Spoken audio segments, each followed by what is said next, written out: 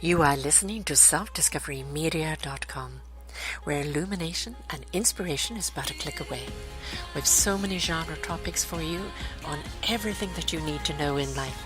We celebrate and share the people who have taken the journey before you and who are now here to serve you with their wisdom and their knowledge. The next show coming up is...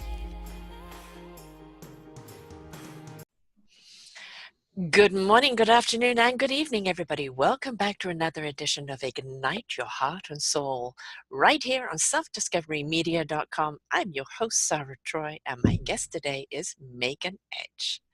And we're going to be walking on the edge with her, the edge of healing, the edge of your own self-discovery, the edge of the heart's journey. Healing Hearts, Oracle Cards, a guidebook, Falling to Being Human, an introduction into intuitive healing. What is intuitive healing? What are these Oracle cards? How did she come about doing this? Why is it so important to us? But this is what it's all about here when you come to listen to these shows. We are self-discovering people who have taken these wonderful journeys into their beautiful gift that now serves you as a humanity. She also is a radio host, playing on the Edge Radio, Radical Change with Ease. Radical change, that is something every single one of us has to go through at some point. And how do we work our way through it? There's so much here to undo. Let's pull the thread and discover what it is. First, what is Healer, Heal Thyself? A personal journey of self-discovery and healing. Healer, Heal Thyself. That is something that a lot of people simply cannot do because they stay too much in their head, less connected to their heart and their soul, and get very much dictated by what their body is doing. But how about we kind of put everything into a wonderful balance and allow everything to have a harmonious voice, and then we won't have so much conflict within. Will we, Megan? That's very true, Sarah. What a beautiful introduction. Thank you. And thank you for having me on your show. I feel very honored to be delighted to have you here. I love your background. I mean, if people who are audio, come and look at the video. She's got a wonderful background there, really setting the aesthetics here. Healer, heal thyself. It sounds, to so many people, impossible. But if we don't look upon a way to nurture and heal ourselves, we're always going to be in conflict with self, aren't we? We are, and actually healer, heal thyself is the words that are up above the doorway to Delphi, the Oracle of Delphi in Greece. They've been around for a very, very long time. And for me, they are the cornerstone of the work that I do when I'm teaching other people how to become healers with a capital H, as what they call themselves, as the work that they do in the world. And what I truly and deeply believe, Sarah, is that if we are not willing to engage and go on our own healing journey, we have no business offering healing to anybody else. And I think that that's true for anyone who's doing healing, whether you're a doctor, whether you're a physician, a surgeon, a psychiatrist, a psychoanalyst, an alternative healer, a energy medicine healer, a shaman. I don't care what you're doing. If you are standing up and saying, I can help you with your healing journey, then you have to have gone through some of your own healing work, or else you're no good to anybody. You just talk. It's paint by numbers, heal by numbers. It's not heal by experience. And the best people are those that learn the skills and the tools because of the experience that they've been through. You've been through an experience. This is how it all came about. Open the doors to that. The stepping into healing yourself came from?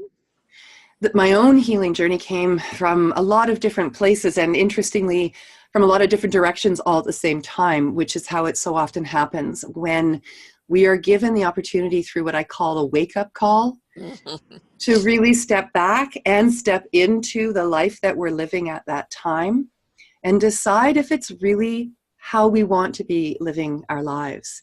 So in my case, there were a couple of wake-up calls along the way. One of them was when my mother passed away when I was in my early 30s, and watching her go through what I would call her health crisis, because she never did have a healing journey. It was one health crisis after another, and it was mainstream medicine quite literally failing her because surgery was the answer or a pill was the answer. Yeah. But personal work, inner work, looking at the shadow, none of that was ever offered to her. And I have a personal belief that if there had been someone doing the kind of work I do in the way in which I do it in her life at the time, and we're talking 21 years ago now, she'd still be with us. Yeah. She'd see her granddaughters grow up. She'd watch me step into this work.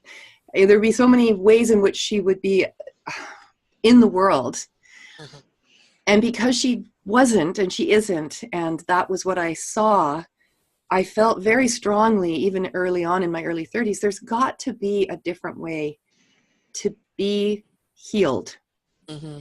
And really recognizing that so much of that is what we believe, what our story is, how we're in our story.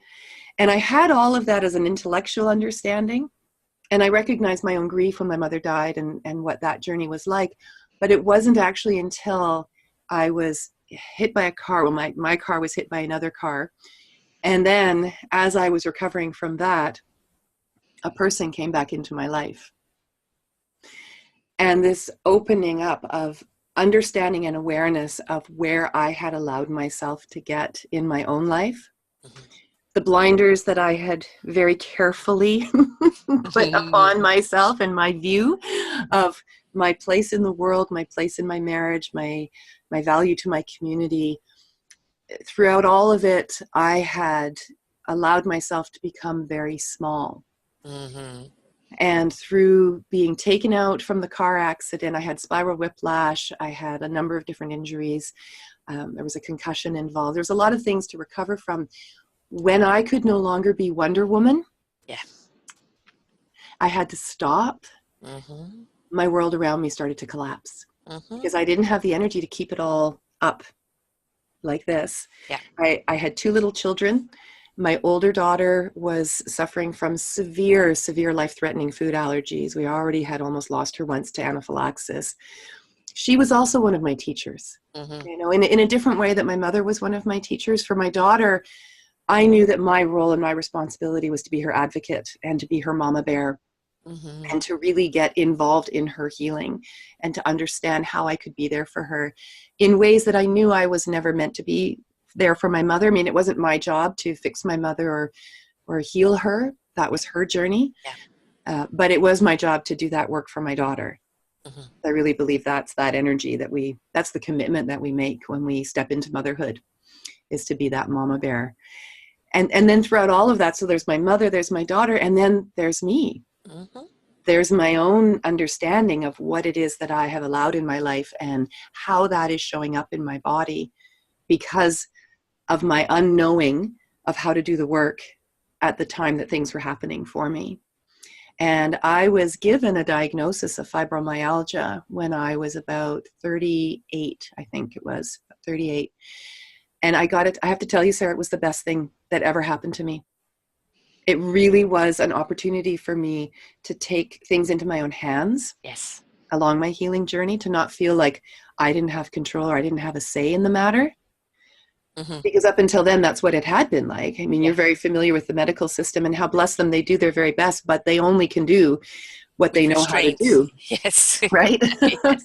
So the toe doctor doesn't talk to the knee doctor and the knee doctor doesn't talk to the elbow doctor.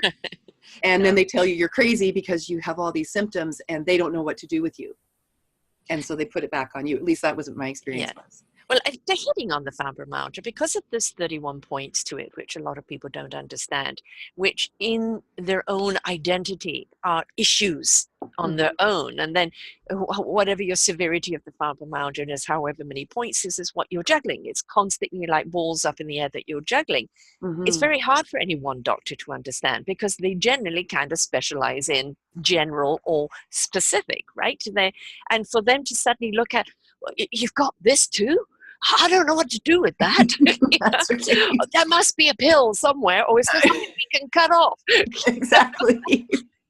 Well, and this the way our system is set Yes. up. They're very constrained. Our doctors are very constrained by the 10-minute Yes. session that they have with you, where you're only allowed to ask one question. And the GP is the gatekeeper to the specialists. Yes. But the GP doesn't actually have, unless they're very diligent, they don't have a lot of relationship with the specialists. No. So their hands are tied, and I appreciate that.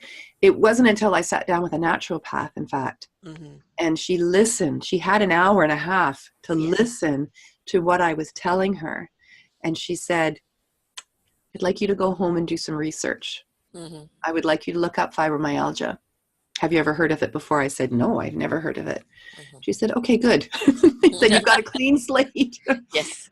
She says, Yes. go home and look it up. And in those days, this was again almost 20 years ago or 15, Yeah. yeah, They 20 years didn't ago. really know much about it at that time at all. They really didn't. And No. one of the sites I went to had this huge long checklist. And here's the thing, Sarah, everything on that Yeah. checklist I checked off. Yeah, I know. It's scary. It is scary. I've got 29 of those 31 points, and I understand it is scary, and you feel powerless. And Well, now it's like, how do you heal yourself when you've got so much daunting? So there's a lot of stuff you have to digest first, isn't it? It isn't waving a magic wand. Well, now I'm going to do this. I know we've talked a lot, and I think mhm, I think you get to a point where, okay, as you said, I've got the diagnosis. At least I know what's wrong with me now. mhm, Now I'm empowered to do the research right. to find out what's right for me. Well, And what was nobody can tell you that other than you, right? that's true. What I found most interesting is that when I was given that diagnosis, it made sense. It just suddenly Yeah, made sense, and everything fell into place around the aches and the pains and the yeah, fuzziness and yes. all of that. And I remember telling my stepmother and my father, "Okay, this is what's going on," and my stepmother saying, "Oh, oh, this is awful." And Yeah, I looked at her. I said, "No, this is wonderful. Don't you see? I have something to work with now, and I'm not crazy." right, Right? right. I'm not Oh, crazy. yes. And I set to work right away. I mean, I could have chosen different paths. I could have said, poor me, woe is me, Yeah, and I could have gone down that route, but that's not me. yeah, Instead, I wanted to look for, okay, now that I understand that this is a something and it's an actual something, yes, and I need to show up for my children, and I need to show up for my then husband, and I need to show up for my work, and I'm not going to let this take me out. I've lived with it for yeah, decades already. Just yeah. knowing that it's something doesn't suddenly give it control over me. Instead, Hmm. I chose to do the opposite. Yes, it empowers you, doesn't It it? was Because, empowering. That's right. yes, because, okay, all right, now, and identify it's X, Y, Z, and D, it's the whole alphabet, right? Mm-hmm. Yeah. Literally. And it's like, okay, what can I do for this that may Mm-hmm. benefit that? Or maybe that needs more attention than this right now. And as I said, it's really like being the juggler, the whole ball's up in the air. Which one Mm-hmm. do you catch when? That's Uh, right. But I think the most important thing to actually understand, first and foremost, is where the mind is in it, Yes. right? And when the mind is, okay, this is what I've got, I'm going to manage it. It's Yeah. just like I've been given an assignment, I'm going to manage it. How am I going to manage it? Don't know yet. That's where the research comes in. Yeah. That's where the openness and willingness to receive information comes in. This is where you Yeah. step into responsibility and ownership of your own body, your own mind, your own life, Yeah. and say, I am going to seek that path that is going to be wellness for me. That's That's when your right. door opened up for you. That is one of the places where my door opened up, especially around belief. Because Mm-hmm. one of the things that happened when I came back to my GP, and my GP at the time, he was very progressive. He was the one who was doing acupuncture on me after the car accident. Lucky He you. was, yeah, he was the one who would say to me, how are you today? How are you feeling? What's it like not being able to lift your children up and drive and do all those things that you've been able to do before? He cared enough to ask that, and he set the time aside. So I give him huge kudos for that. Mm. When I came back to him with this diagnosis, he says to me, well, you do understand that it's all in your mind. And then he kept talking, but I didn't hear the next bit of thing No. he said, because that just landed for me, and I went into trigger Yeah. and defensive. And I remember leaving his office feeling a bit stunned and shaken, and going back to my car and just bawling my eyes out and thinking, oh God, now we're back to I'm crazy. Yeah. It took a couple of days, Sarah, before Yeah. I remembered Mm-hmm. the other thing he said, Mm-hmm. which is that he says, you can change your mind. Right. He says, this is about how you're living your life. Fibromyalgia at the energetic level is a full body discomfort. Yes. It's one of the ways in which your body is talking to you. It's trying to get your attention. He says to me, what in your life needs to change? Yeah. And that was the part I did not want to hear. La la la la la Yeah, la la. well, also dealing with change at the time that you're dealing with your body's changes. It's like, oh no, just too much at once. I really can't do that. But Yeah, it is the time when you need to shake things up and absolutely. make the changes so that you can put that energy and time on you. Exactly, exactly. And because I had something to work with now, and because I'd already done a whole lot of work and research and reading, I've been studying esoteric and metaphysical and alternative medicines and health and well-being since my late teens. Mm-hmm. I already had a number of tools and techniques and concepts and ideas that I could use to better understand the mind part, the Yeah. belief part of what I was allowing in my life. And that's what really catapulted me into a whole path around looking at my language and understanding the words I was using to tell my story. Mm-hmm. Looking at my story. Yeah. What was I saying every day about money or happiness or marital cohesiveness or who I was in the world? And I started to take responsibility. And for me, that is one of my power words. I love the word responsibility. I feel like you cannot step into your own healing journey unless you are willing and ready to accept and take responsibility for And that which is yours. Mm-hmm. participate in your own life. A lot of That's people, right. well, I'm taking responsibility. I'm going to that doctor, that doctor. No, you've got to participate Mm-hmm. in your own healing. And that's, I think, is a word that gets missing. Going to someone else to fix you is not you participating in your own healing. Going to someone who can show you how Right. to fix yourself is Yeah. the participation and ownership that we're looking for. That's right. And the whole idea of heal thyself is that Yeah. cornerstone for the work that I do with others and my own journey is within that heal thyself is responsibility and empowerment. Yes. Right? It's not to say that I can take care of my body 100% on my own. No. There are experts out there who know how to take care of my physical body when things show up that is their area of expertise. It's just like my car. Yes. I know how to drive my car. I'm an excellent driver. I've never actually caused an accident in my entire life, never mind having been in one or two, but I know how my car works. I understand it, but I am not the one to go into the guts of my car and change the carburetor. Right? That's not my job. No. I've had 17 major surgeries in my life, Sarah. Mm. I know the medical system. Yes. And I know how great it can be for these kinds of things. But where I know that it still needs to do a lot of its own work is in understanding the psychology of illness and the energy of illness and injury and why the body uses that as a language, the aches and the pains. Yes. As a way of telling us there's something at the energetic and emotional level that needs your attention. Yeah. And it's going to show up in the body. A lot of people, obviously, especially with the fibromyalgia or any form of disease, cancer, this, that, or anything, it's always traumatic at first. It's an adjustment. Of course. And, it is not an abstaining, it is now an invitation, to do something yourself. We know that cancer is an 80% an emotional disease. And 20% may be environmental. When you look at everything, dis-ease, it's when the body is not at ease with itself. That's now, right. I have injuries like you have injuries, bodies being damaged. It doesn't matter how much they wanted to get rid of the dents, there's some impact still there. And that's something that that you're going to live with, and you just find those parameters and what you can do for it. Honor thy body. My body can do this today. My body can't do this today. Honor what your body is saying. You're not letting yourself down. You're being in tune with your body. Exactly. And that is really what you're doing, isn't it? You're having people being in tuned with their own energy to understand what it can, what it cannot do, when it needs the help, and when it can flourish. Absolutely. Exactly. I'm not interested in creating super soldiers. Right. Right? Each of us they only, are on the Avengers. They don't work in real life. Each of us has our own unique body. Yes. And I really believe we choose these bodies each lifetime. Yeah. I do believe we have many lifetimes. And each lifetime we choose a particular body because it is going to be best suited to the journey, to the story, to the work that we're here to do, to the learning that we're here to achieve, to the way in which we're going to show up in the world.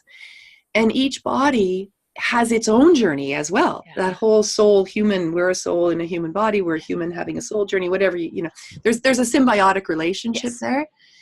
I want It's my not a linear life. It's no, encompassed. that's right. That's right. And so what I want for my clients and my students is for them to know what their own well-being is. What is their best day? Yes. That's what we're going for. We're not going for what the magazines tell us. We're not Right. going for what the diet industry is telling us, Right. or even the latest medical thing. Right. It's what is your best day and how can we get you there so Right. that your best day becomes your everyday. Right. And there's layers and layers that we work with and look at to determine what that is for someone, and in the recognition that that is going to change as they move through their lives. Yeah. Their best day at 20 isn't going to be their best day at 60 necessarily. And that's okay, because that's part of what we're here for, is the flow. And we never know what we need to know until we need to know it. That's right. I was, at the lung therapist today, because I've had asthma since 2, and I just wanted to make sure, because the huffing and puffing seems to be a little bit more nowadays. It's good to go and get those lungs. I had the lungs checked up, and they said, "Yeah, you've got asthma." Oh, really? I've had them 62 years. I do know that. But it's, would you like to speak to somebody on medications? And I said, if you're going to put steroids on me, don't bother. But no, they have other techniques. So I thought, okay, I'm going to learn. And I did. Simple thing of when you're going uphill or going upstairs, breathe in through your nose and exhale more than you breathe in. Right. Because we're inclined to take more lung power in. They said, no, you're over lung powering. Now you're going to puff and puff. 62 years, no one's ever told me that. Well, right? we don't teach people how to breathe in our culture. No, we do not. Definitely not. And it's always, he had on the table all of the steroid drugs. And I said, I'm letting you know right now, not me. Tell me what's wrong. I'll find a way to do it right. Or if you've got a different a technique to do something, I will apply it.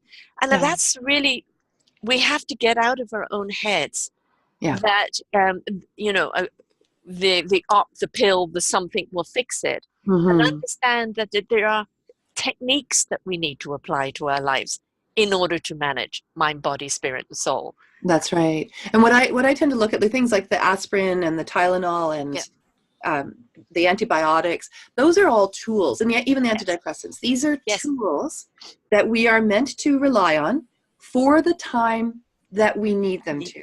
And I work with a lot of clients who have suffered or are suffering from depression, to very severe depression, mild to very severe. And many of those clients have come to me on antidepressant medication that they have been on for years. Years, because they're dependent on them completely. Well, they've been told, you're going to have to take medication for the rest of your life. Now, that's a really powerful statement to make to somebody who's in a very vulnerable place, who's looking to feel better. When tests have been done on people who have been chronically or for long periods of time taking the same doses of a particular kind of medication, whatever it is, the medication actually is no longer working after the first 3 to 6 months. But the mind, the mind is so powerful. There have been so many placebo tests done. It's phenomenal, the information that's out there about the power of our mind to convince our body of a certain state of being. I'm not a psychiatrist. I do not have a psychiatry degree. I cannot prescribe medication for anyone, and I don't pretend to be an expert on it. What I have observed when somebody comes to see someone like me is that they've already exhausted almost every mainstream possibility. And there's something missing in the way in which they've been treated, which means that the treatments they've received have only been able to take them so far. Because they keep the client in their story. Right? It's a repeat of the same story. The trauma. Keep them in the trauma. They keep them in the trauma. You were saying earlier in the introduction, what is intuitive healing? How is that different? How is intuitive counseling different than counseling, mainstream counseling? The difference is that when we do intuitive counseling, we are opening ourselves up to and acknowledging that there exists an energy that is bigger than we are, that is internal and external, and that can open us up to seeing our lives from a multidimensional place. And recognizing that there is a purpose and a reason for Yeah. the things that happen to us in our lives. And if we can be willing to see from a place of empowerment, not a victim, Yeah. that there is a purpose and a reason to the things that have happened to us, and that we can change our minds about those things, and we can change our relationship to those events, then we can have permanent healing. An event can be permanently healed where it remains part of the person's story, but it no longer defines who they are. Yeah, the trauma is gone. The You can trauma is look at gone. it's like when you do see people who can get up and publicly talk about what happened to them. They're Mm-hmm. no longer feeling the trauma. They're That's right. sharing the story to enlighten others, but they're Mm-hmm. no longer the story. Exactly. And they've changed their relationship Yes. to their Yes. understanding of the story. Yes. They've given it purpose. They've given it reason in their lives. Now they are serving others. Yeah. Through their healing journey. They're demonstrating and mentoring to other people what's possible for them. Right. And that is so powerful. And that is what will create that permanent healing. That redirection that people get, Mm-hmm. that calling or that cosmic 2x4, Yep. right? That wake up call. Yep. It puts people on the path that they're meant to go on. But the reason they have to go through it Mm-hmm. in order to teach it is because it becomes more relatable for the people who are going to receive. That's right. And when you go, why me? And you go, well, why not? This is obviously your path. Look upon it as a gift. Right. This is an invitation for you to find your way through it. Mm-hmm. Right. And what beautiful instrument have you created through this? And how are you going to bring it to the orchestra of life? And understand it's not about making you a victim. It's about making you stronger. Mm-hmm. Discovering your courage, discovering your strength, discovering your abilities, discovering your gift that now serves others. That's Because right. ultimately, that's what we're here for. And whether the journey is smooth or whether it is a few cosmic Dubai fours along the way, all of it is teaching us how to serve others better. And everybody that's gone through self-discovery media that's taken that journey, every single one of them say they wouldn't change a thing, however traumatic life has been, because who they are today and what they're doing is so true to their core being That's that exactly. there's nothing else they could do. Yeah. That's right. That's right. When you can look at the whole story, your whole Yeah. story, without regret, Yeah. without remorse, there may still be sadness and grief, and that's okay. Yes. And there may There may even still be pain. That's okay. and there may still be justified anger at the Yes. way in which you've been treated. All of that is absolutely okay, because that is part of being human. Yes. We come here, I believe, we come here as souls Mm-hmm. into the physical realm Mm-hmm. to experience all the things that we get to experience through having this physical body. Yes. And that includes emotions as well as physical. That includes pleasure as well as discomfort. And so when we have an event that shows up in our life that causes us that grief and that pain and that trauma, while we're in it, Mm-hmm. our focus and our attention is on the thing that is happening to us, right? I mean, I remember when I was going through my separation from my then husband, and it was a 2-year journey of knowing, oh crap, Mm-hmm. okay, this is done. And then it's the 2 years of figuring it all out with little tiny babies and my own health issues, and after the car accident and all of that. Mm-hmm. There were days when I just crumbled. Mm-hmm. Absolutely, there were days. There were days when I had temper tantrums. There were days when I just sobbed. There were days when I wished nothing would change and everything would just stay the same, because that was easier because I knew it. Yes. And I learned to let myself have those moments. Right. Because it's not for me about process.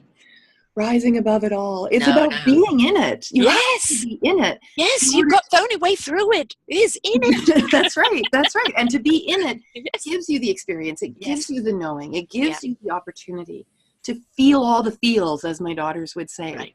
It's all the feels. And I want to share something with you. This was a recent event. So my older daughter is going through a health, it's not a crisis, it's a health issue. Mm-hmm. She's dealing with some very severe health issues right now, and we don't know what's happening to her. So on the one hand, it's very scary and it's very frustrating. And on the other hand, we're holding space for her as she goes through all of this. And when this condition showed up in December, I remember emailing one of my mentors and saying to her, I can't be on the call today, or whatever it was that we were going to be getting together for. I said, because we're in the middle of this thing right now with my daughter. And I explained some of the symptoms that she was experiencing. And my mentor, I mean, bless her, I know where she was coming from. She wrote back and said, blessings on your journey with your daughter. Mm-hmm. And I will be totally transparent and honest with you, Sarah. In that moment, I wanted to smack her upside the head. Yes. Like, that is the last thing Yes. I need to hear right now. I got all that. Yes. I get the big picture.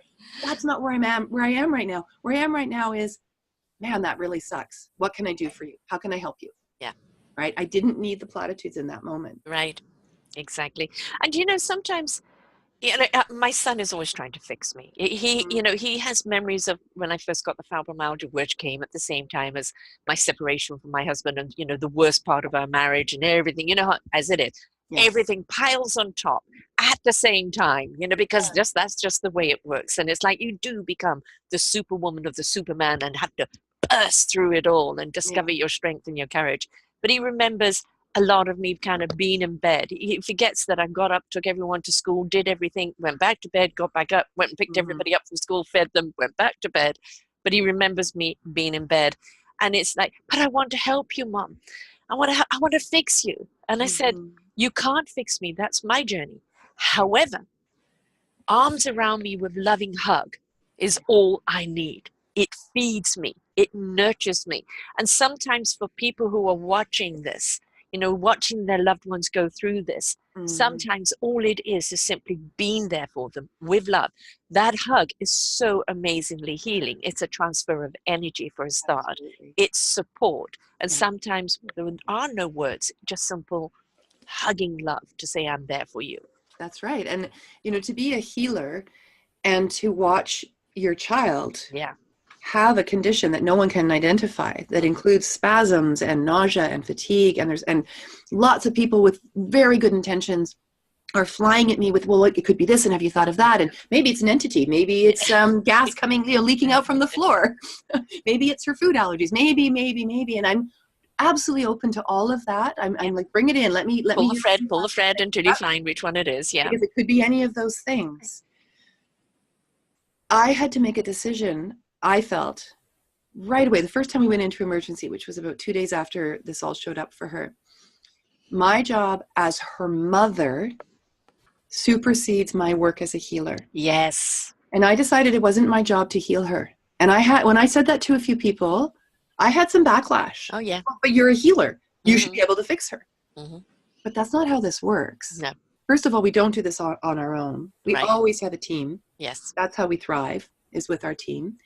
And what she needed from me was not to fix her. What she needs from me is to give her that hug and to give her the shoulder to cry on, to hold her, to be there for her, to pick her up from school when the spasms start, to get her to the doctor's appointments, to make sure she's got tea for her stomach, whatever it is that she needs. Be the mom. That's what she needs. Yeah. Right? That's my primary job. Yes. I have a lot of healers in my life. I teach people how to become healers. I'm in a community full of healers. They can do the healing. Yes. They can send the energy. They can do the prayers. They can do all of that. Let you do what you're meant to do. Yes. That's because at that time, all they want is mommy, and it doesn't matter how big they are. Yes. They just want mommy, and that's the thing, that power of being the mother, of just being there, running around doing the things for them, just being there with the love. That is so healing in itself. Exactly. And being the advocate and being the mama bear, and getting in front of the doctors and letting them know and telling them what's happening, and speaking for her and letting her speak for herself, really standing in her energy as her advocate. And this whole process has been really interesting because I can remember saying, or I had children, I'm not going to have children in my life until I know how to stand up for myself. Right. So that I can stand up for them. Yeah. But it's also the process, your own discovery with the fibromyalgia of what's wrong with you, and finally, I know what's wrong with me. Your daughter's just going through a process of her own right now. And one of these days it's going to be, it's this. Thank God, now we know what to do with it. Roll the sleeves up, right? And so she's just taking the same journey as you right now. Yeah. Right? And you know that just being there, helping her with the research, some suggestions. Mm-hmm. Ultimately, it's her journey that you're supporting. Mm-hmm. Yeah. Now, it's true to say, if I had a magic wand, Oh gosh, yes. in a heartbeat, I would take Snapping it of the away from fingers, her. absolutely. Yes. And But her that, little sister has said, why can't I have it? She's yeah, already got food allergies and yeah, life-threatening food allergies. I'll take this other, yeah, this thing. It's not fair. And she's right. It's not fair. no, That's the stamping of our feet. That's the, yelling at the universe. Enough already. We can do that. And from there, we pull up our big girl yeah, panty and we say, right, I've had my pity party. I've had my temper yeah, tantrum. I've been pissed off and angry at the universe and anything else that I don't have control over. right. What can I do for self-care today? What do I need today? Yeah. And then moving into that. I always say it's good to have emotions, but don't Mm-hmm. become emotional. Yeah. Tap into your emotions, Yeah. but once we become emotional over them, we stop the flow. The emotions are an indication of what's going on in our life right now, Mm-hmm. That's right? right. When Yeah. you become emotional over something, it's all the emotions running, spiraling. And Yeah. it's like how, take that breath, take that breath, bring it down, Mm-hmm. and really identify where you are right now. And I'm sure in your healing, in your teachings, it's the identification. Where is the core? Yeah. Because that's the root, That's right? right. And everything else is just a screaming symptom, like the fibromyalgia. I'm in on a party too. Me too, me too, me too. Yeah. Where's the core? That's Because right. it's the core that you've got to get to it. And if you can get down to the core and start unraveling that, now you Mm-hmm. really can start the healing. Exactly. And I know for me, when that fibromyalgia was identified, and when I talk about it, I tell people I was given a diagnosis of fibromyalgia. I am not my fibromyalgia. Yes, thank you. Thank you. Right? It's just one of these coats that have attached to you, Exactly. And Yeah, here's the thing, I function very highly yeah, with it now. I did not at the time. After my yeah, second daughter was born, and birth can often trigger yes. fibromyalgia episodes, as it can any kind of stress. So Mm-hmm. a marriage in which the then husband was in love with somebody else while I was You think it pregnant could with be a the trigger there? second Yeah. child, there might have been Yeah. something there. And he did Yeah. it with the first child as well. So, Uh-huh. I was holding it all together. Yep, yep, ignoring it. La la la la. I've got a That's it. kid. Let's not I'm rock gonna the make it. boat. I made it okay. I made it okay. I made it Yes. okay. And he and I made it okay as well. Like he's not the villain here. Right. It takes two people to get to that place. Right. But nonetheless, the first thing that the naturopath said to me is, have you considered taking gluten out of your diet? Mm-hmm. Well, I'd already been doing that for my older daughter. Here's another way in which she was part of Yes. my catalyst. She was my teacher because she was born out of the womb with life-threatening anaphylaxis, covered in rashes and Mm. eczema. And they kept telling me, it's just baby rash. It's just baby rash. Right. I said, I don't think so, because all the other babies have swayed for skin. Yes. And I've got my little reptilian baby, and I loved her to pieces, of course. And there was clearly something in her system, in her energy system, her physical system, her environment, that was affecting her in this way. And one of the things had been gluten. So we had taken that out of her diet, which meant I wasn't having much of it. But when I actually looked at all the places where I was getting gluten and thought, okay, well, I'm already halfway there. I'm just going to Yeah. take it all out and let's just see. And this was, again, like 20 years ago, before, It what do became they call it, fashionable. wheat belly and all of that stuff, right? Yeah, before it became fashionable. And thank God it did. Like, this is a good Yes. fashion to wear, because none of us Yes. should be eating it. But anyways, that's another show. I took it out of my diet, and honest to goodness, within 24 hours of the last trace of it coming out of my system, it's what I call my miracle healing. Mm. I had my body back. Right. I had my energy back. I was not in pain. I could sleep. I could get up off the sofa. I had been the unhealthiest 90-year-old woman after Mm-hmm. my second daughter was born. That's what I felt like. And I couldn't figure out how anybody could function, because I couldn't function. No, I had to push fatigue through all it. the time, right? Yeah, absolutely. And pain and just Yes. brain fog. I felt like I was Yeah. hungover the entire time. And yes, Yeah. I had two children and a husband with sleep apnea and various other Oh, things. So yes. Telling my lots of story reasons there, why. darling. Yes. Right, why I wasn't getting a lot of sleep. But No. this was a different kind of fatigue. Yeah. Anyhow, the gluten came out of my diet, and I was a new woman. My sex drive came back. My intellect came back. My energy came back. My body felt good again. And that lasted for about 2 weeks. I Mm. rode that wave for about 2 weeks. And then I crashed. And I went back to my naturopath. I said, okay, what now should I take out of my diet? She says, nothing. Now you have to change your life. Right. Yes. You've already got rid of one toxin. Now it's time for the others. Yeah. You know, And some that people, was that process. That was that yeah, process of my heart's journey. right. Right. You know, you talked about your daughter right from the word go. I was I shouldn't have been born. I mean, my mother was a week in labor with me, and it was literally the nurses pushing me out. Mm. And then, but I was a healthy baby for 2 years until the Asian flu went round, and then asthma Mm. and eczema came along, and I literally would have looked like burned blisters all over my Mhm. body. It was weeping eczema, and I was in and out of hospital with it. And I've had it a lot through my life, though not for a very long time, because something I realized what it was for me was I'm a highly sensitive person. Mm.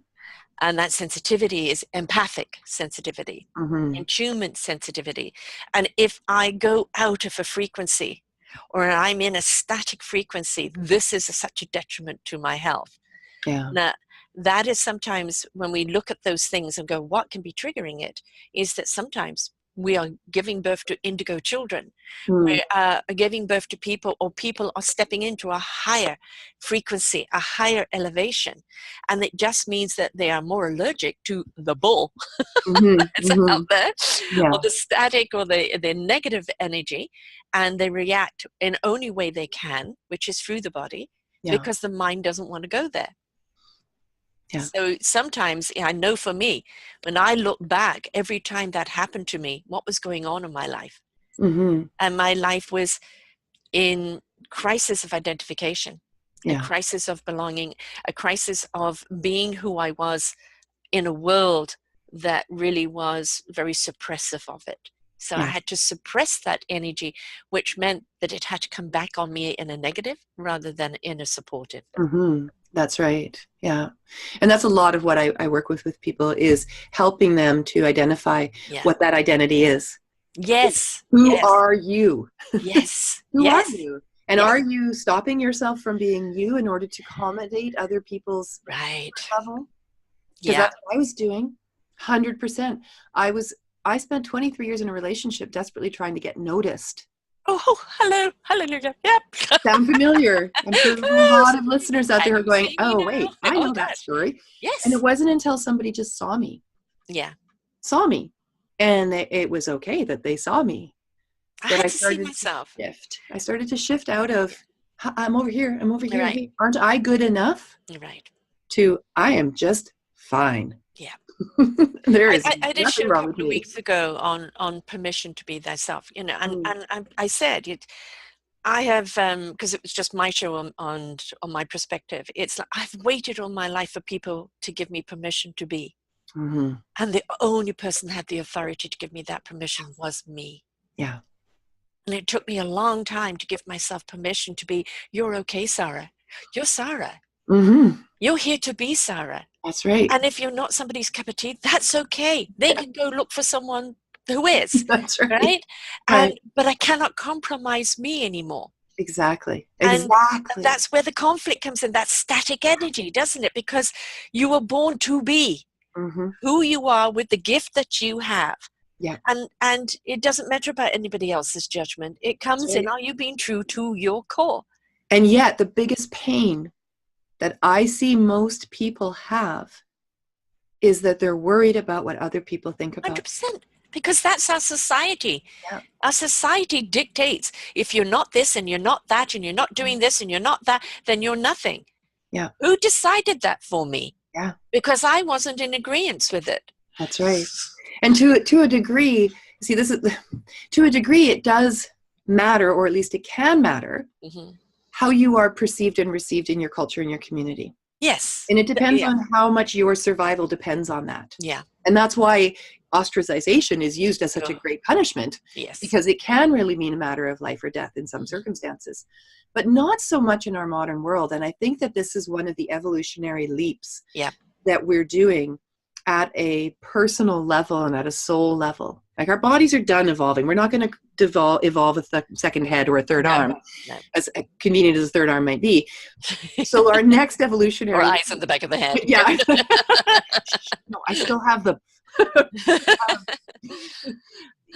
It's what we do next with our energy. Yeah. And our understanding of our energy and and our relationships with one another. I feel like that's where we're at right now in terms of our evolution.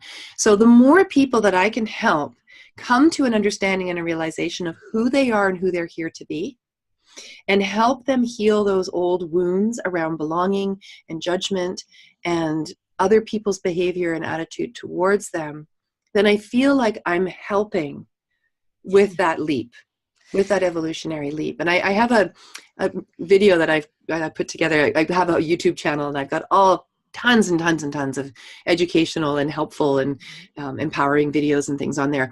And one of the things I pulled out of one of my workshops is called the 90-10 rule. And the 90-10 rule is this: 90% of the time, no one is thinking about you. They're not. No. They're worrying about what you're thinking about them. 90% of the time, no one is thinking about you. 10% of the time, they might be thinking about you. And of that 10% of the time, maybe 1% of the time, they might be thinking something unkind about you. But 90% of that, 99% of that, they're probably thinking something like, wow, she looks so good today. Or I wish I could be more like her. Or those are cool shoes. I wonder where she got them from. Right? But here's the switch. 90% of the time, most people are worried about what somebody else is thinking of them.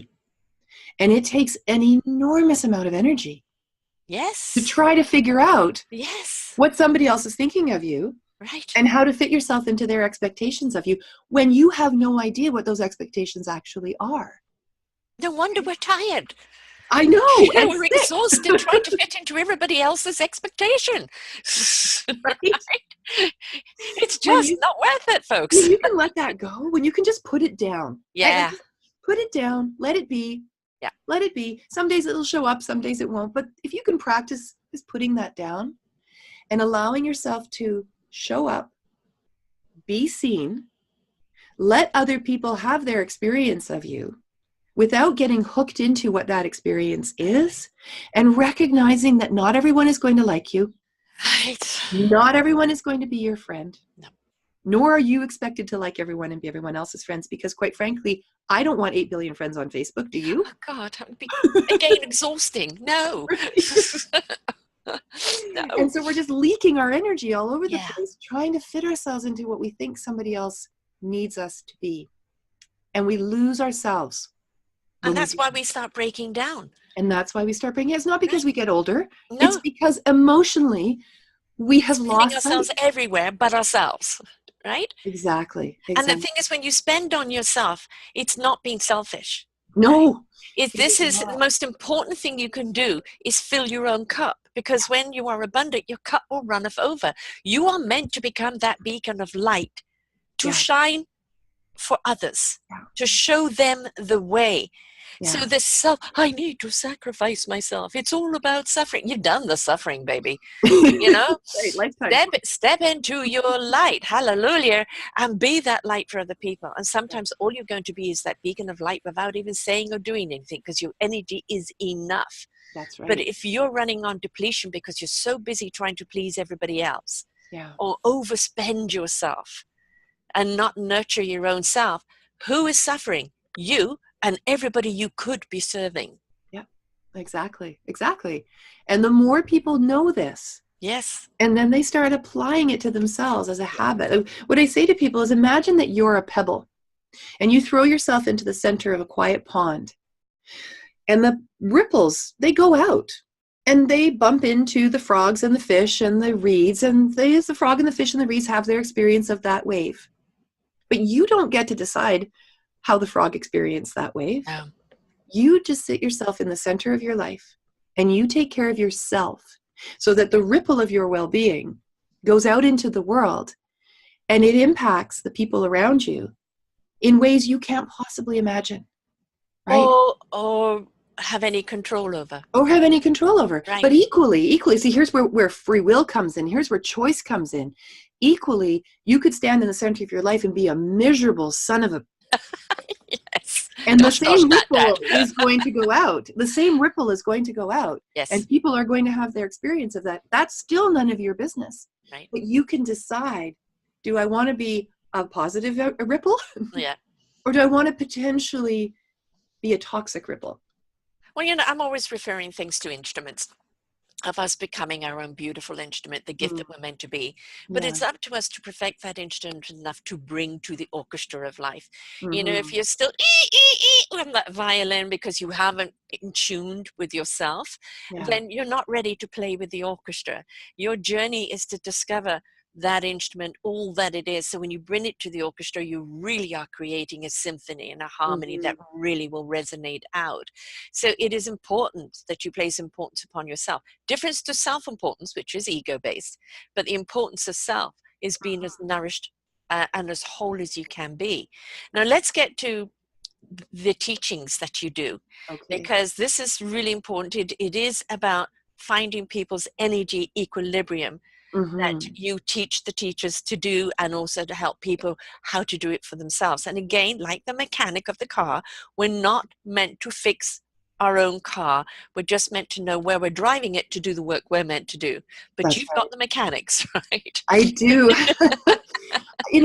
When I decided that I was a healer, when I decided that was my path and that it was going to be alternative, it was not going to be mainstream. I've done mainstream. My degree is in women's studies from university days.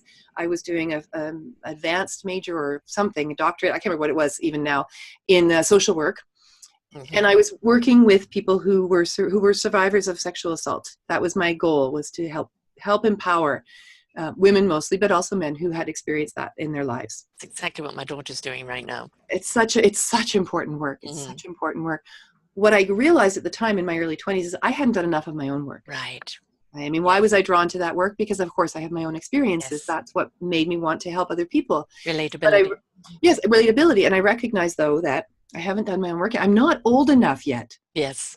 To know how to hold someone's story and not make it my own. Not absorb it. So I stepped away from that and did a whole host of other things, and then came to this place in my life where this conjunction of my mother's death and my daughter's illness and my own illness came together with this realization of, right, I think now's the time. Yeah. I always loved learning, Sarah. It's been one of my passions my whole life. And once I learned something that has value to me and has made a difference in my life, I want to shout it from the rooftops. Right. I want everybody to know that here's a possible way in which you could feel better about yourself. Why don't you try it on? It's like trying on some clothes. Just to see if you don't know how it's going to fit unless you're willing to give it a try, right? That's right. Let's see. And it might not kind of fit, at first, it's like, oh, I don't know about this. Well, you know what? Wear it for a while. It will grow on you. Exactly. So having always been a teacher, no matter what kind of job I had, I always would find myself teaching. I realized that if I wanted to do this as my work, if I wanted to truly step into this metaphysical, alternative, energy healing, intuitive counseling, intuitive psychology, I was going to have to learn everything I could about it. Yeah. And I was going to have to teach it. It's a calling. Right. That was your instrument. That was my instrument. Yeah. And I know how important it is for us to have tools. Yes. That remind us of what our intention is. Right. So right from the beginning, when I put my shingle out and said, and at the time I was Psychic Intuitive Counseling. That was my business name at the time, Psychic, which was humorous because the work I did was so serious, but I wanted everyone to understand that humor is so important in our healing, and not taking ourselves so freaking seriously. Right. It's a really big step in the whole healing journey. And I started my work by teaching. In fact, right out the gate, I got a neat little funky place in Fernwood. Some of my clients still remember coming to see me there. And I started teaching right away. I started teaching intuitive development. I started teaching manifesting. I started teaching different kinds of healing techniques as I was learning them. Yeah. I was teaching them to others. And I had this vision of creating one day a beautiful system that would reflect the way in which I do my healing work that could be teachable to others. where others That's the can ripple learn. effect. That's the ripple effect. Yeah. That's right. So over many years, and after running many, many, many workshops, it started to come together into the Healers program, which I now have, which is called the Confident Healer. And it's an intensive intuitive healer certification program. It's a 10-month intensive, and it is intense. We're just coming to the end of this year's class. They graduate at the end of June, and the next one starts in September.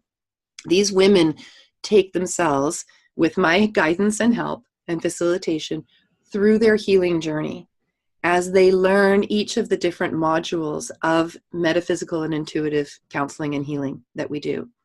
And each month they go through a different area of study, and they practice on themselves and they practice on each other. And as their SHIT comes to the surface, Yes.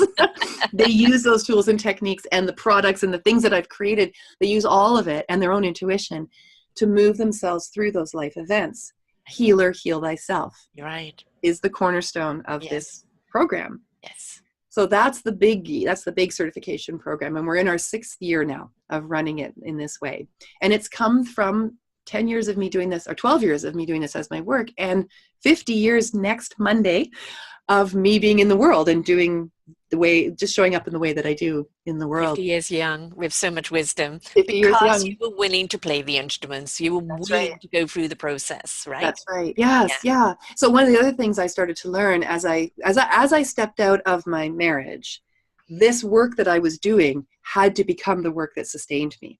Yes. So I was looking around for what other things can I learn that I can then offer to my clients. And I was recognizing that as much as we have a story and we can be in that story, there comes a point in the telling and the relationship with that story where the words run out. Mm-hmm. And we need to start working with the body. Yeah. So I created, long story short, over a number of years, a healing system that I've named Intuitive Energy Massage, which is a combination of, it is wonderful. I would love for you to come in and have. I would love it. The only kind of massage to have. It's amazing. It is. I can say with complete conviction and absolute humbleness, this work moved through me. Yes. And it is absolutely transformative. I have witnessed miracle healings with this work, because the person who is willing to come in and have this work done is ready. Right. They're ready to do the work. Yes. Right. This isn't a regular type of massage, just, easing out the muscles. It's literally cellular, isn't it? It is releasing past life cellular, pain cellular, memory cellular, stretching out those muscles for that release. And I've experienced it before. Heaven on earth, really. Yeah, it's quite something. And so with that one, I started with Reiki, and I very quickly started making it my own from there. It was something about being told there's only one way that you can do this, that I immediately decided, I'm going to see if that's true. Yes, now that's only one perspective. How about the other three? Yeah. That's right. Which is the cornerstone of the teachings of IEM, the Intuitive Energy Massage, is intuition. It's intuition. Yes. So yes, I've created a system. I now teach it. We have 5 different varieties of intuitive energy massage, different ways for our practitioners to work with their clients. 2 is on the table. 1 is in a chair. 1 is standing. And the other is this beautiful treatment called the foot chakra massage. Mm-hmm. Oh, it's divine. It's absolutely divine. There's also all these different ways that we can work with this energy. And once they have the system, once they understand why we move around the table the way that we do, and why we place our hands where we place them, and why we stretch the way we stretch them, once they have that, then what I say to them is, make it your own. Right. Bring in your energy. Bring in your expertise. If you love essential oils and you're an aromatherapist, bring in the oils. If you're a sound therapist, bring in the sound. Right. Make it your own, because that's how your clients are going to find you. Yes. Right? But, first and foremost, people have to surrender, don't they? They have to surrender what you have known, be willing to embrace what you need to know. That's right. And then make that knowledge part. It is your instrument. It's your song. It's your tune. And as you say, that's the reason why people will go to them. That's right. You may have everybody who's passed the same teachings. Mm-hmm. But again, each one is going to serve the client that is ready for their energy. Exactly. So I want that uniqueness out in our community.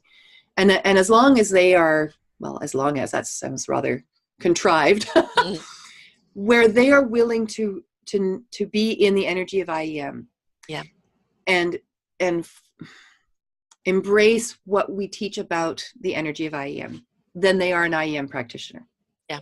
Whether they put their hands in the same place every time or not, and I encourage them, actually don't. Yes.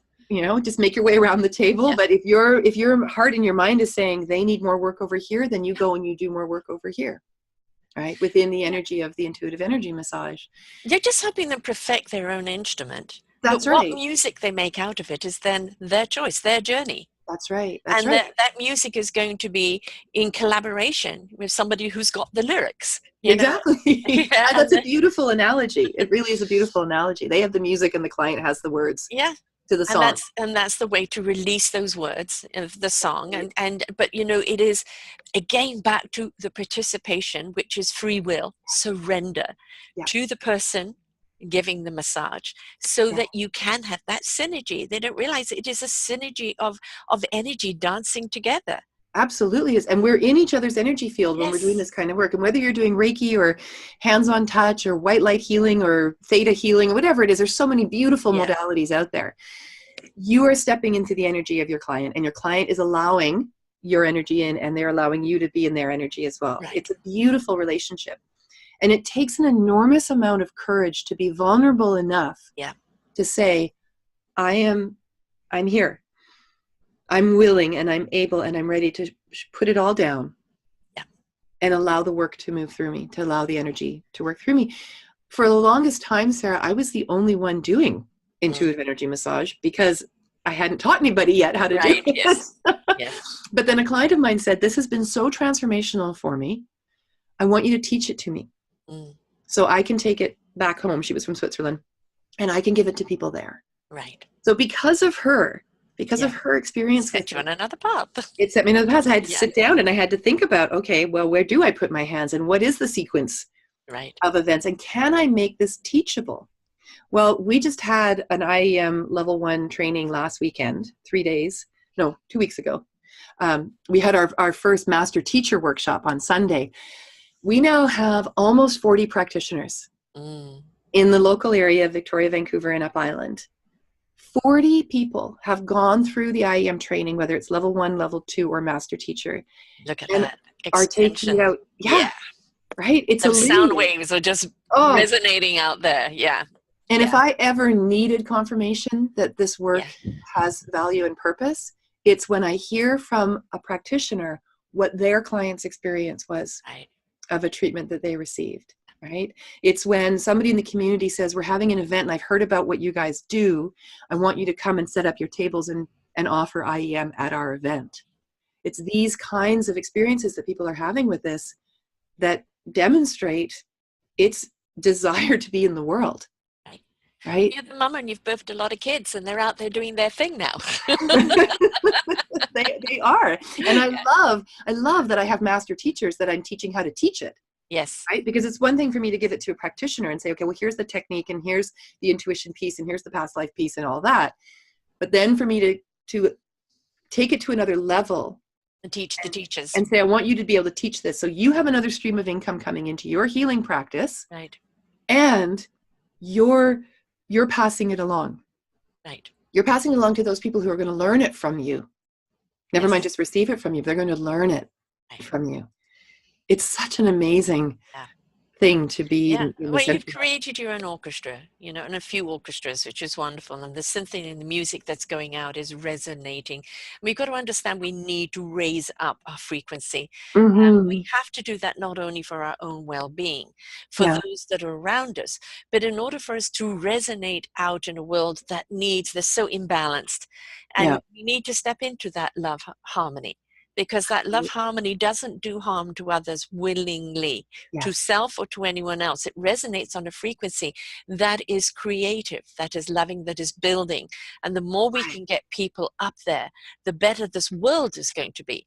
But it's one person at a time. It's each one of us being willing to step into it, whether to be healed, to learn to heal ourselves, to become the teacher of healing. Because we don't know what our path is going to be until we're willing to walk it. That's the Exactly. beauty of life. Yes. Just walk it, experience it. Sometimes it will send you down a cul-de-sac. Sometimes you'll stay for a while in the village. Other times you're in a big city. But the thing is, be willing to experience it, because all of that is leading you to who and what and why you are. That's right. And what I love what you say about the creative part of that, right? Mm, I feel like in our culture, it often, like the creative juices get dried yeah. up. Yes. Yes. Usually when we're very young, sadly. Yes. Well, So they're not fed. They're not you're not fed. supported. They're not nurtured, That's right? right. That's right. Because there's the disconnect between who we Yes. really are, who our authentic self is, and then what we think the rest of the world needs us or wants us Right. to When be. you And disconnect from the heart and soul, you're disconnecting from the creativity. that's When you right. But connect to the with, heart and soul, the spirit then becomes creative. so within that creative energy becomes or comes the energy of collaboration. Yeah. The only way Collaboration to and work. cooperation, Yes. not competition. And I don't mean No, that all competition is negative. That's not what I'm saying. But it when we have, belongs in the sports arena. yeah, Right? It but should be when in we're butting everyday heads life. with when we're butting heads with one another at cross Yes. purposes, Yes. but we're saying it's for the same thing, Yeah. then we're doing ourselves a disservice. And I've Yeah. had people ask me, Sarah, why are you teaching other people to do your work? Aren't you just creating your own competition? Right. And I say, no, I'm creating my own collaboration. I'm creating my colleagues.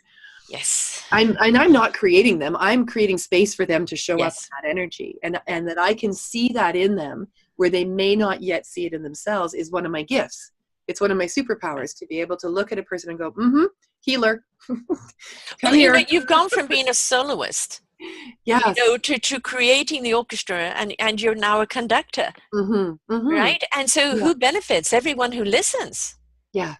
Right? Everyone who hears the music, not just hear you don't hear music, you feel music. Yeah. When it touches your heart and your spirit and sets you free.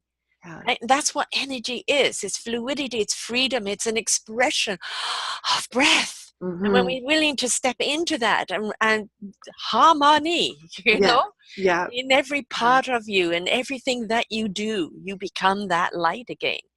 And Now, as you're saying that, what's coming to my mind, what I'm remembering is my most catalytic moment in all of this work. Like, it's one thing to talk the talk, but it's another yes, thing to walk the talk. yes, And I recall at a certain point in my practice, my private practice, thinking, I'm advising, I'm guiding my clients into knowing who they are and shedding the wounds and the pain and finding new ways of expressing themselves.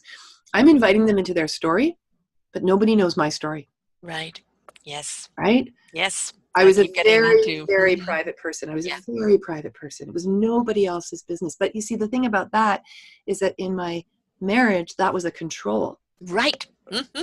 Mm-hmm. Nothing goes beyond the bedroom. Don't No, talk about anything that's no. happening in the relationship, in the marriage. That was used as a control. Everything is fine. Stefford Happy face. vibes. Yeah, 24/7, happy face. Yes. This is how actually the heart's journey, and I've got Yes, a I was about to ask you about that. box set right here. This is how this was created, was me stepping into my story and then allowing others to see it. Letting go of, putting down, releasing any expectation of how my story would be received. And my Right. training ground for that was when I was ready, financially and emotionally, to step out of the marriage, move into my new home. That's when I started telling people in our lives, my then husband and mine's lives, what had been happening. Mm-hmm. Up until that point, nobody knew.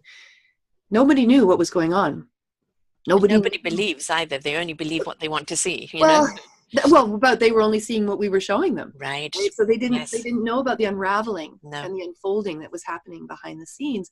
And part of that was me being very afraid of their judgment. Mm-hmm. What are they going to say to me? How are they going to view me for the way in which I have done this? And how I know how I've done it. I've done it with integrity and intention and authenticity, but I had to make choices that were painful and were painful to others. Yeah. How is that going to be received? To a person, all of them showed up and said, how can we help you? I don't need to know what went wrong. I don't need to know what's going on. I will have my relationship with your husband and I'll have my relationship with you. What do you need right now from me? And that response lifted this story that I'd been telling myself from me. I just lifted it and I realized, okay, it's okay for me to tell people what's going on in my life and what the pain of that is. So the heart's journey came actually from these hearts that I was finding in nature Mm-hmm. and taking photographs of. I've got a few of them here. This is one that somebody had carved onto an arbutus tree, a Lovely. heart. Here's another one. This is a rock that was half buried in the sand. I kept finding these incredible images of hearts all over the place. Some were stones, some were in the Mm-hmm. clouds. And each time I saw that heart, I was reminded to follow my heart. Yeah. Right? And step into your heart. Yeah. They became my talisman for that Mm-hmm. message of follow my heart above all other voices, even when it's painful, even when Yeah. it's scary. And as I stepped out of the marriage and into my new home with my children and started this new way of being in the world, one of the things I had to do to get my business up and going was to get in front of people. Right. Facebook, Yes. social media, Instagram, whatever it was at the time. And somebody said, put your heart photos on Facebook Mm-hmm. because they are beautiful and they will have an impact on other people. Right. It will open their hearts. Yes. And I An did. invitation. An Inspiration invitation. is an invitation. That's exactly it. And through a long road of events, this entire toolkit of this heart's toolkit was created out of my own heart's journey, Right. using these beautiful hearts as a tool, and then using oracle cards, which is something that I have a lot of expertise in, using oracle cards as a healing tool. So it made perfect sense that I would write a book and I would include a tool that a person could use that helps them move their energy forward from where maybe it's been held and maybe it's been stuck into, oh, and aha, and I can do this, and whatever else it is that they need. In the guidebook that's in the box set, I share my story. Mm-hmm. And I've worked a lot with oracle cards. I've worked with them since I was in my early teens. Yes, I love And them. Mm-hmm. they're so beautiful. They're Mm-hmm. beautiful. Great message for the moment, you know? That's Yeah. right. Yeah. That connecting to Yeah. spirit and being open to Yeah. receiving. But I hadn't yet found a deck where the personal story of the person who was doing the channeling or the creating was included. Mm-hmm. And I felt really strong. I felt like a push. It was or a pull that was bigger than I was, that said, here's where you do this. Here's where you talk about that pain. Yeah. And how hard that was to move through that. How hard that was to be the person to leave. Yes. Be the woman to leave. Yes. To be the woman to bring another person into her life. I led two lives for 2 years. Yep. Right? And then how was it that I stepped out of that with as much grace and dignity as I could? And part of it was the hearts, and part of it was community. And so that deal of it was giving yourself permission. Yes, absolutely. Absolutely. And to just let myself be seen. That was part of Yeah. that whole process of allowing myself to be seen. So, but I think it was 2015, we published this with Balboa Press and Hay House and created something that was unique in the market. That it has a journal, it has the book, it teaches you how to work with them. Lots of them do that. It has the personal story, and then the understanding that each of the hearts that's in this is one of my stories. Right. The channeled messages on the back of these cards are everything that I've experienced, and these experiences are not just mine. No, that's the point. Right? It's a trigger for someone. This is my story too. Exactly. Right. Exactly. And that's where I learned that one of the most effective ways that we can be on our healing journey is by letting other people hear our story. Yeah. Telling other people, here's what it's been like for me. Because then we disband with the isolation. We stop thinking it's only me and no one else has ever experienced this before, or no one will like me if they hear what has happened to me, or whatever the story is. We can let that go. But for some reason we're made to feel guilty. You know, we're not enough. You know, you don't deserve. What do you mean? You're spending time on yourself. You know, and it's like in that dictation, you know, we don't give ourselves permission. And when we hear somebody else's story, it becomes again that inspiration, but that invitation to place value upon yourself. Absolutely. To place importance upon your own life, to give yourself permission to discover who you are and what your instrument is, because ultimately that is what you're here for. Exactly. Not the old outdated dictation. That's but right. The inspiration of what you are. And the only way you're going to discover that and inspire yourself is by going through the process of your life and sharing it with others. This is what self-discovery media is all about. That's People right. were shared their pain, their suffering, but the Mm-hmm. joy and their purpose and the love of who they are today, Yeah. saying no matter what you're going through, it's worth it. Yeah. Keep Yeah. on discovering whatever your instrument is. Keep on discovering, because I'm playing mine right now and I'm loving it. Well, and that piece about self-worth, if we can touch on that Oh for, yeah, it's the it's huge. core of everything. Yeah, It's key to the huge. core. Yes. Self-esteem, Yes. self-worth, self-deserving, all of that. And I've ended up creating a program specifically to help people get to the core of that. And that it's actually running right now. We're just about to step into our second live class on Facebook with it. And it's called the 8 Steps to Becoming a the 8 Steps to Becoming a Master Manifester, Mm-hmm. which I know is a mouthful. Yes. And it's more than how can you get what you want. It's about what are you putting in your way? What Right. old stories, what old beliefs, what old wounds around money and wealth and deserving, what is it that you've convinced yourself of that you can't have that other people can, Yep. because there's something flawed with you? Right. And we start from the place of there is nothing wrong with you. Right. You're just where you are. That's all. And if you're ready for that evolutionary leap, then let's do the work. Right. Right. And that's the basis for all my programs. Any workshop I teach, any class that I create, it's let's do the work together. I'm not just going to give you tools and techniques. I'm not just going to teach you where you put your hands Right. in IEM. And I'm not just going to tell you how to do hypnotherapy in the Confident Healer. I'm going to encourage you and create sacred space for you to do the work. And what I see time and time again, Sarah, is how ready Yes. people are. Permission again. Permission. I give you permission to place value upon yourself. Right? I mean, it's still people are looking for that permission from the outside. Mm-hmm. When all you're doing is opening up space for them to give it to themselves. That's right.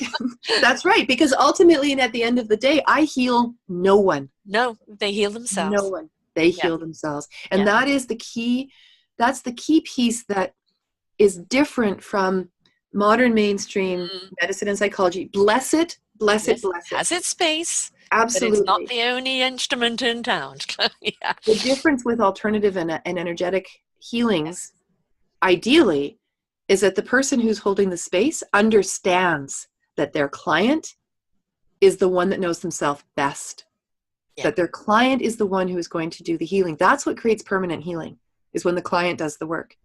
But what I've noticed when I was doing social work, it was very much evident that it's actually not a safe space in most mainstream medicine for the client to do their own work. No, absolutely not. Because when we walk through that door, when we walk through the physician's door and we see the white coat, or we walk into the counselor's office, we drop everything and we give it all to them. And we say, what happens to us? We know I'm going to go in there and I'm going to say, and you go in there, we just lose our power altogether. And we come out going, what the heck did I just do? Yes, because we have a symbol. The symbol is the white coat and the stethoscope. Yeah. We have put people on a pedestal. We've put people who are not us, who don't know anything about us. We've made them experts on us because they have the credentials, they've done the studying, they've done the schooling. And all of that's important. I'm not putting that down at all. I've done the schooling. Right. I've got the credentials. I've got the diploma, or got the degree. I've done all of that. But that's not what makes me good at what I do. No.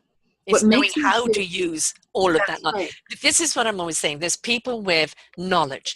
And there's some people with degrees of my master, goes on and on and on. That is simply knowledge until you understand the wisdom and how to use the knowledge. Right. And the wisdom comes from knowing your own story. Right. And the wisdom comes from doing your own work. And the wisdom comes from being vulnerable and allowing yourself to have your flaws and have your warts and have your scars and celebrate all of them, because you didn't come here to be perfect.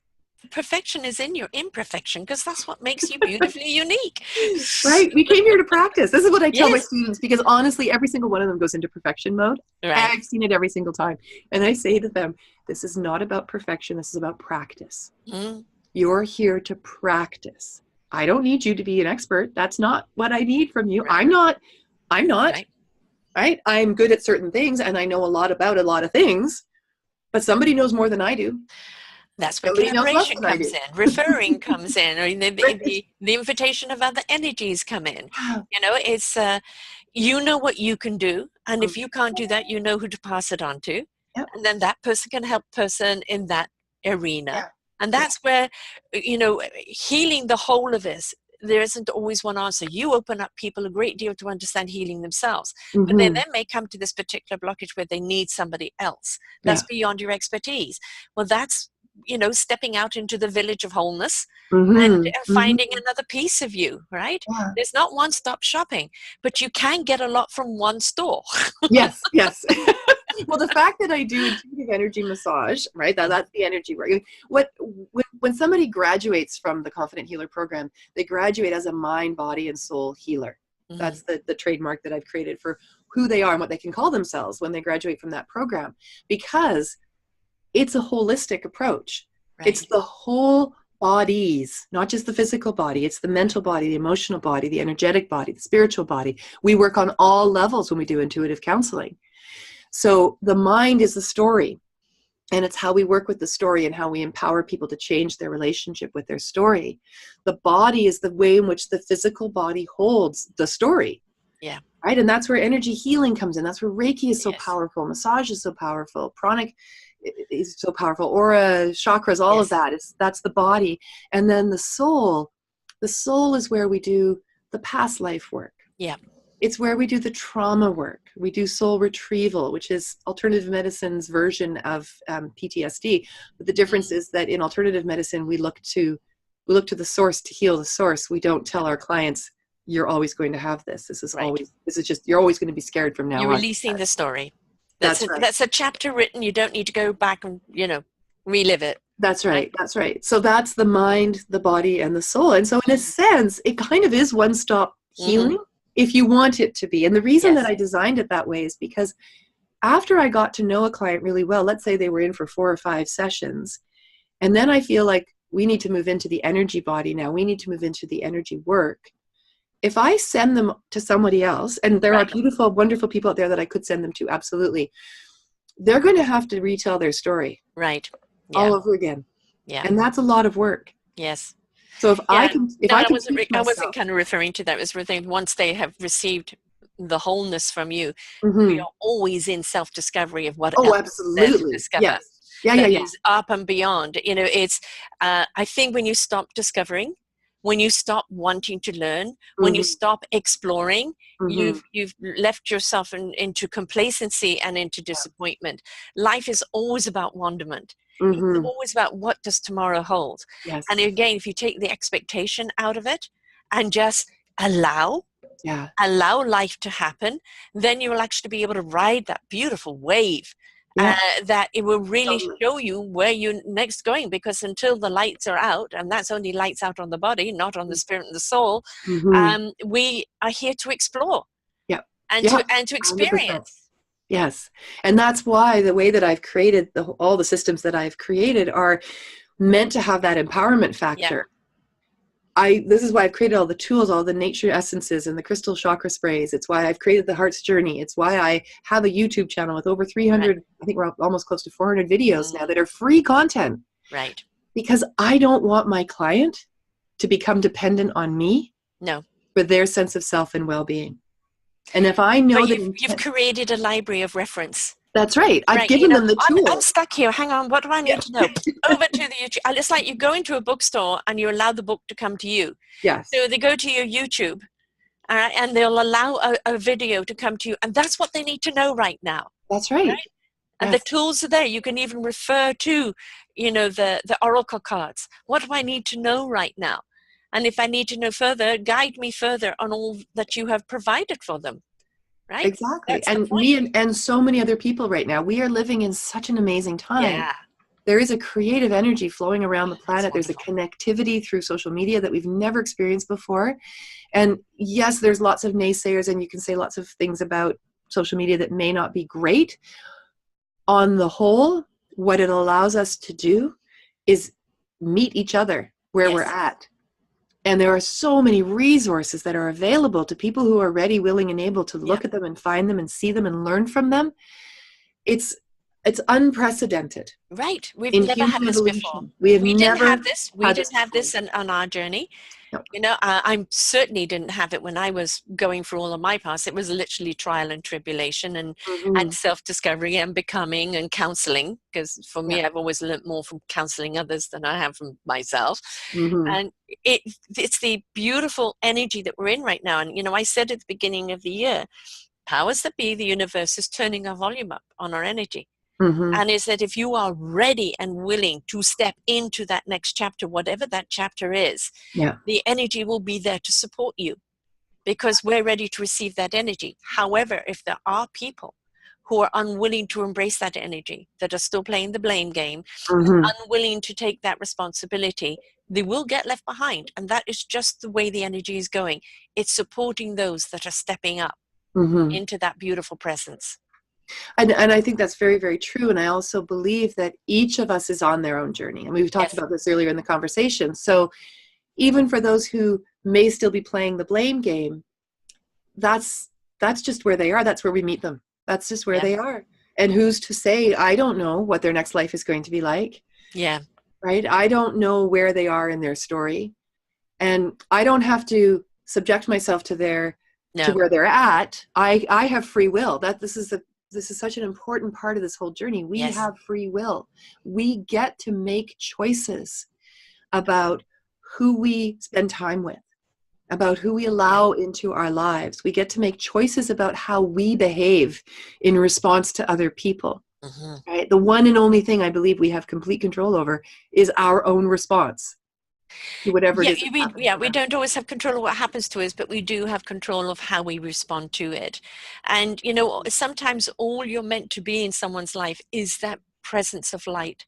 Mm-hmm. You know, you may never talk to them, you may never be able to physically help them, but by just being that light, you Yeah. may shed something upon them that they begin to see, right? Yeah. So, you know, it's help those that are willing to help themselves. And Mm-hmm. those that aren't willing either will never be willing, or at some point the light's going to come in. Mm-hmm. Yeah. And then there'll be somebody there for them, but it may Right. not be you. Yes, That's as they say, fine. what did they say is that when the student is ready, the teacher turns up. That's right. Right. Yeah. So, you know, it's being there winning. This is the thing, is we have to be owners of our own life, you know, our Mm-hmm. own decision making, and don't beat ourselves up if it was a bad choice. You know, Yeah. you made it with the information you had in the moment. Don't get stuck in, oh God, why did I? Or Yes. I hate this person, or blah, blah, blah. It's like, okay, all right, get it off your chest, spend that Mm-hmm. emotion. Mm-hmm. Now, what are you going to do about it? What have you That's learned right. from it? What's the next step? Yes. And be continued, you know, to keep exploring. What Mm-hmm. you've presented for people is a way for the cellular level to come to Mm-hmm. the surface and be released, for Yeah. them to make connection to themselves and their own energy, their own wisdom and knowledge to how to apply that to themselves as their own healing, but also a community to Yes. go to when they can't do it for themselves. Yes. That's exactly it. And the community is twofold. Mm-hmm. The community is this larger community that we have in Victoria, and we are so blessed for this community that we have of healers and energy workers and massage therapists and counselors and people who are willing to see things from a bigger perspective. What I've also created is a community for the healers themselves, Yeah. because we are not meant to take this journey by ourselves. No. And And we've yet got it to is. learn to download sometimes and not carry That's those right. But burdens it's of so others with us. easy. It can be so easy Yeah. for us in the alternative communities to isolate. Yes. Right? Yes. So when somebody goes through one of my programs, whatever program it is, they are invited into the Healers Forum. We have a whole online community of IEM practitioners that's in a private group. We also have a public IEM group. Mm-hmm. The private IEM group is where the practitioners can show up for each other, where they can be vulnerable, where they can say, Yes. I don't know, I had this client and I didn't know what to do with them, or I didn't feel like I could help them, or hey, has anyone else had this experience? The energies didn't connect. Yes. The energies can Mm. connect, and where they get support for how to Yeah. thrive as healers. So we don't have any poverty healer thinking, Right. right? Where they Right. get the business tools and they get the mentoring for how to have a business as an entrepreneur in a healing practice, which is outside of mainstream business. The mainstream business model doesn't fit for the kind of work that No, we it do. doesn't. And you know, as you know, previous caregiver in the regular system, how many people suffer from burnout. Mm-hmm. And then it's, end up on disability themselves because they're so spent, they don't know how to unravel that. And also how many people who are out there kind of caring for people and don't know how to make it a business, because you Yeah. have every right to be paid for the job that you're doing, Thank you. right? Yes. Yes. That is a piece that I would love to see every Mm. healer put down. Put it Yes. down. Yes. You pay your plumber. You pay your mechanic. Yes. You pay your psychologist. Yeah. You pay the guy at the grocery store. Right. Why should you be doing this work for free? Right. There Exactly. has to be an exchange. That's what creates balance. That's what prevents burnout. Yes, Right? exactly. I think the other thing really important to know too is know yourself, and when you need to place that energy upon yourself, and Mm-hmm. when to say no. Yep. Yep. And that's a piece of the work that we do as well when we do the trainings is your boundaries. Yeah, What are exactly. they? And let's strengthen them, and let's allow that little pebble in the pond to be the center of your existence. You are the center. Right. Your You are your self-care very core. is the most important thing. Yes. And I don't always follow my own preachings No. or We my have to own be teachings, reminded sometimes that the right? triggers come along and trip us up and Yeah, go, I'm just okay, coming you got out. the message now. That's right. Yeah. I'm just coming out of a cold. Right. And I know where it came from. Hmm. I remember my father once saying to me, Megan, sometimes a cold is just a cold. And I said to him, I wish I could believe that some days. Hmm. But in my Hmm. worldview, no, a cold is a message.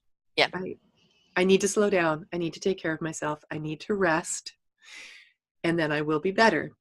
And so for me, my colds show up when I need to rest. I need to slow down. And I need to take care of myself. And I don't expect to never get colds. No. I don't expect to ever not twist my ankle or Hmm. have an injury or feel sad, Yeah. even with all the tools that I have, even with all the work that I've done. Out of the human emotion. That is part of life. That Yes. is life. And I would Yes. be lying if I said, I know better than that. It's I not don't about know better than suppressing the emotions. It's about spending them, right? So that the that. energy can move on. Exactly. Yeah. Yeah. Yeah. Yeah. And that's where it's so important to have a team of Yeah. people around you who know and understand you, who you feel safe with, who can say, I'm going to bring you some tea today. You And just this is rest. something that's really important, is that when you're perceived to be a strong person, Mm-hmm. who's been there for other people, who can shoulder, you know, Mm-hmm. people don't like to see you in your weakness. Mm. Right? All of a sudden, the illusion of who you are is gone. And Mm. the thing is that your weakness is also your strength. Of course. And by being weak and vulnerable and saying, I now need you, Yeah. and allowing other people to now help you, or it's simply to say, I'm taking that time for love and nurturing. That's I've right. overspent myself. Yep. And it's stop trying to be the superhero, because you're going to be the one with the holes in the cape, Yep. right? That's right. That's absolutely it. And this is what I teach my practitioners. It's what I teach my healers. And then they will be the ones to turn around and say to me, when was the last time you had an IEM treatment, Megan? Yeah, exactly. I'm coming over to your house and I'm giving you a treatment today. Right. Yeah. Right? Heal thyself. Yeah. But I Well, haven't got yes. time. Hello, healer. Yes. And Yeah. that's what community is about, though, for people to say, hey, hello, I'm seeing holes in your cape. Yeah. Let's address this. That's right. You're spending yourself too thin. Yeah. And this is where having people who are supportive, that see that, sometimes that know you even a little better than yourself, because they're Mm-hmm. seeing yourself from the outside in, Yeah. and they go, hey, no, you've got to say no here, you've got to take time here. And that's something very important that we need to learn to Mm-hmm. honor ourselves with. Exactly. I'm giving all of this, but right now I need in return. Yeah. And this is where the empowerment piece is so Yeah. important.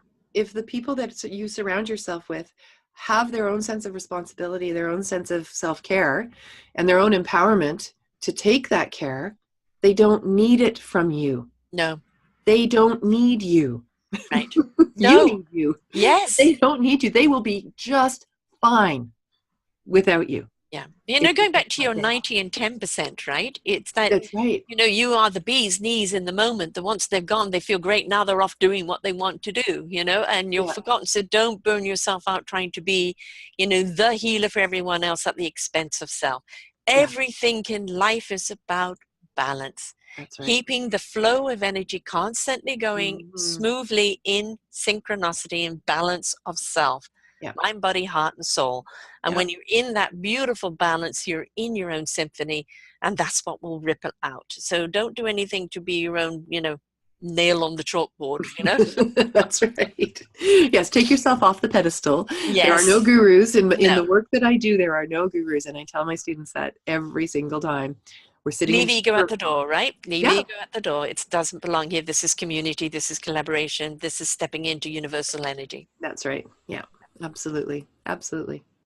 So if somebody wants to receive the treatment, or somebody wants to join up for the courses, or somebody just simply wants to buy the books and the oracles, or anything else that they need to know from you, where do they go? The easiest way to reach me is still by old-fashioned email, which is megan@meganedge.ca. You can also find that on my website, which is megan@meganedge.ca. www is in there somewhere. I'm all over the place. I'm on Facebook under Megan Edge Healing. I'm on YouTube under Megan Edge Healing. I'm on Instagram. I'm on LinkedIn under Megan Edge Healing. So there's lots of different ways that you can find me. You can go to the YouTube channel and see how I do my work and see if it's a fit. Maybe it's not, and that's totally fine. There'll be somebody else out there for you. But that's one of the reasons why I've done the YouTube channel, to give people that opportunity to see who I am, how I do my work, and whether or not we're a fit. I want to be completely transparent. Mm-hmm. So also, phone number, everything else is on the website, and all the information about the courses that we're currently running, and how to get in touch with me about those courses. As I say, the Confident Healer, we're opening up registration as of now, and that will be for September. The classes are small. I keep them under 10 people per class, so that there's space for me to be there for each of those people, and so that we can create trust and intimacy within the sacredness of the circle as we go through that journey. So these are not big classes. They fill up quickly. Right. For those people who are really determined that this is the path that they want to walk, and they're willing to be vulnerable in that walking of that path. IEM classes we're constantly running. We take a break in the summer. We start up again in September, level 1, level 2 classes, and then Master Teacher is an ongoing program as well. And my online courses, like the 8 steps to becoming a master manifestor, those are also always running. So every month or so I put one of those out, and then people can come from all over the world to take those classes with me. And the Heart's Journey with the oracles, the whole box set, which there's a beautiful video on her posting of her getting the first box set when it came out. It's so touching. I had to put it up there. It's lovely.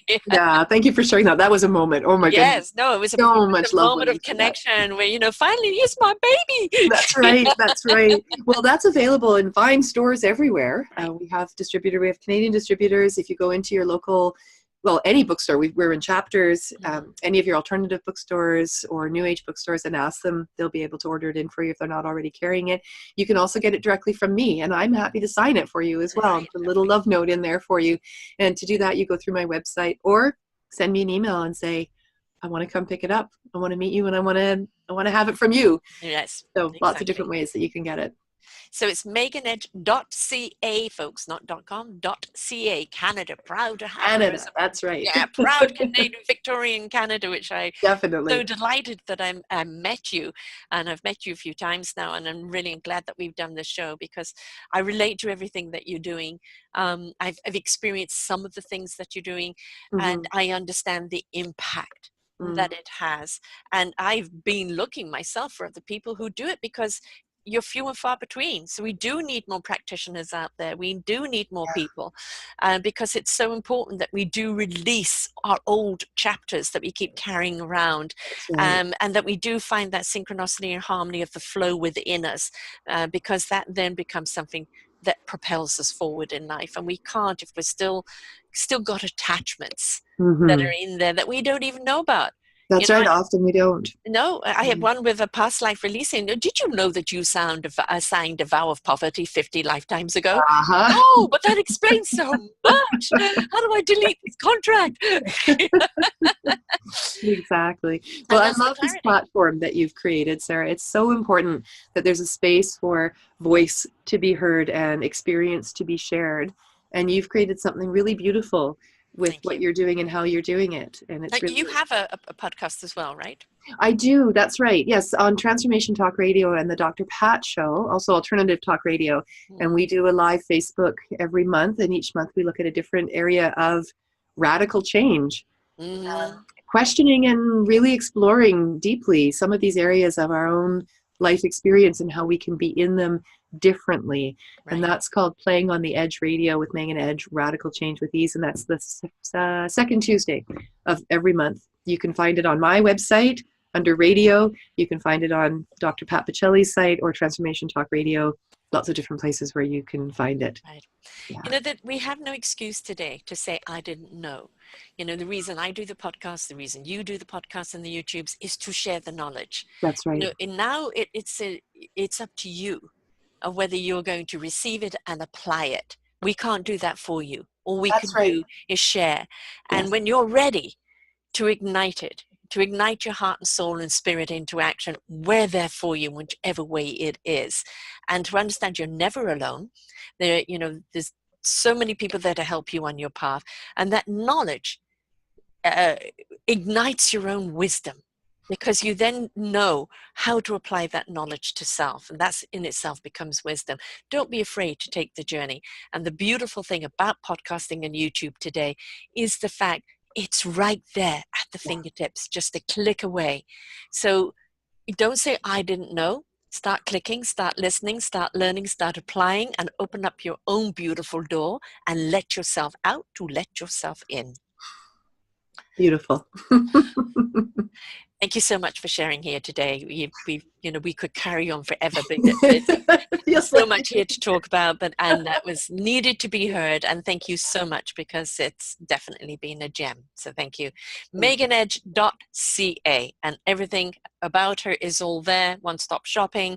And you can please get the book and the oracles. Oracle cards are wonderful. They tell you what you need to know right now, and then it will show you which video to listen to, which radio show to listen to, what to do next, because that's all we're looking for is guidance. We're looking for guidance to self, to our inner self. So don't be afraid to ask, don't be afraid to explore, don't be afraid to experience, because I promise you, when you do and you're willing to go through the process, who you become is who we need, and you'll be absolutely awesome. So thank you, Megan. Thank you very much, Sarah. Until next time, folks, bye for now. We hope that you enjoyed the show and were inspired to come and visit us at selfdiscoverymedia.com and see what other shows we have for you. And please do visit our selfdiscoverycommunity.org and see how you can be a part of giving back. Thank you very much.